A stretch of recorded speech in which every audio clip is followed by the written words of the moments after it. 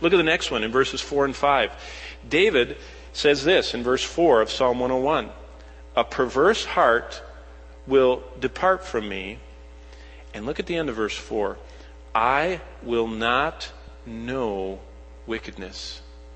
Know there means I will not intimately be acquainted with wickedness. David made another choice here. He said, I'm going to choose to limit my exposure to evil, to things that would displease the Lord. He says specifically, any sin I'll not look at. That's his resolve up in verse 3, the second one I told you about, where he made this personal pact of purity. Nothing wicked before my eyes. But he continues in verse 4 and he says, I will not know that. I'm not going to become intimately acquainted. Now for me personally, I consciously remember when I checked out of the talk show on the radio, and I won't mention all their names, but you can listen to all these conservative talk shows, when they continually talked and laughed and chortled about the Monica Lewinsky thing and everything that was purportedly going on with the president. I decided it would be far more profitable in my life, instead of listening to that and becoming an expert in things I didn't know anything about, had never really thought about, and didn't care to know and chortle and laugh about and hear discussed, especially when they say, okay, if there are any children, parents, have them not listen to the radio now because I'm going to start talking about this. All of a sudden I thought, wait a minute, the Bible says we're supposed to be children when it comes to iniquity. We're not supposed to be experts in sin. We're not supposed to know every fine detail and be able to smugly smirk and say, yeah, I know all about. God says you're supposed to be like a child. We are supposed to be sheltered from sin. David said, I want to shelter myself from sin. I want to make a habit of scraping off, and I'm not going to even set anything wicked before my eyes, and I'm going to limit my exposure to sin. Now, you know what? I am not godly enough. After 40 plus years of knowing the Lord, I am not godly enough to sit in front of a 60-foot wide screen and watch people undress. I just don't have enough godliness to sit there. And then I'm not godly enough to watch them continue to do other things on that 60-foot wide screen. And you know what is amazing?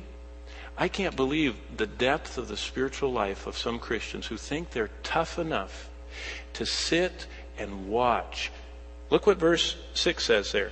He says, I'm going to have my eyes on the faithful of the land, those that will dwell with me. Those who walk in a perfect way, they're going to serve me. He says, I'm not going to have my eyes on those who do iniquity. Randy Alcorn, a great Christian author, wrote a book recently, and it's about purity. And he says that the entire American culture is getting slowly, the water turned up like the frog that's going to get boiled. He says we are watching today what used to be considered illicit and immoral 10, 15, 20, 30 years ago. And now, just because they lower the ratings all the time, we say, that's just a PG movie. That one's okay. Oh, that's just a PG-13, and I'm older than 13, or I'll feel older than 13. I'm going to watch that. David says, no, you don't need the National Screenwriters Guild. He says, I've made a choice. Verse 4 and 5. I'm going to limit my exposure to evil. Anything that displeases the Lord. Not displeases my parents, not displeases my husband or wife.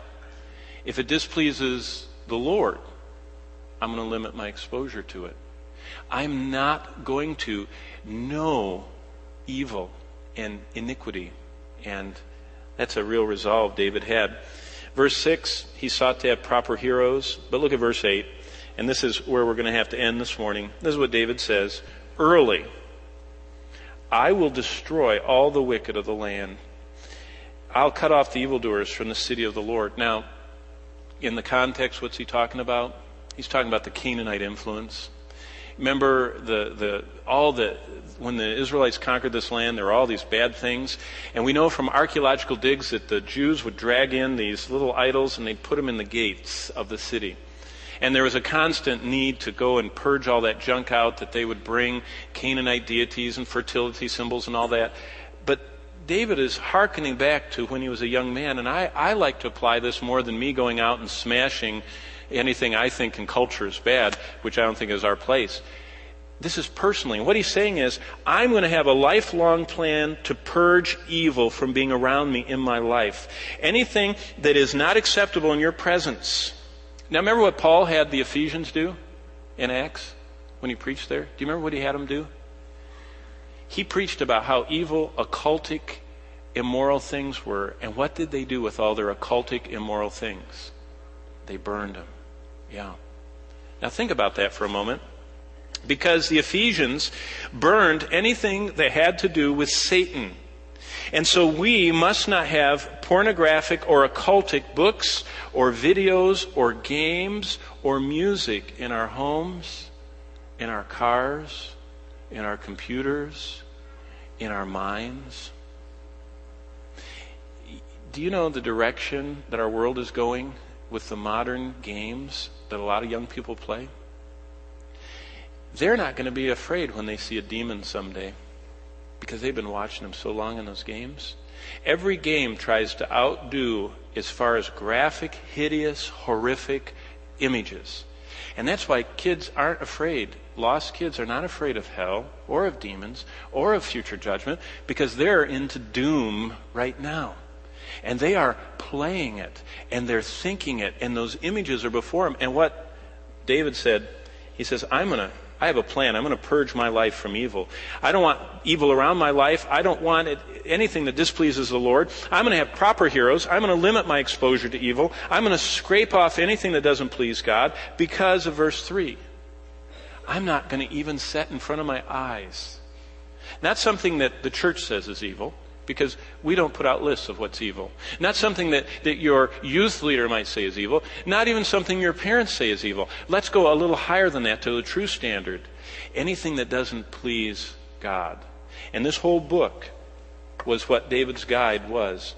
And he said, if it doesn't please you, I'm not going to set it in front of my eyes. Rather, what I'm going to set in front of my eyes is, I'm going to make a place for you in my life. And I'm not going to sleep. I'm not going to comfort myself until I make that place for you. Just before we go, have you also made vows for personal conduct and consecration in your life? Are you like Psalm 132? Do you long for God? Are you clothed with His righteousness? Are you engaging in corporate worship? If not, it could be that you have never sought personal integrity. You have compartmentalized your life. Maybe you are not seeking a personal pact of purity, and you have set evil things. All of us do, but is it a choice you regularly make? We see evil. You can't be in the world without getting defiled. But when you consciously seek it, God says it deadens your spiritual life. And David said, I don't want that.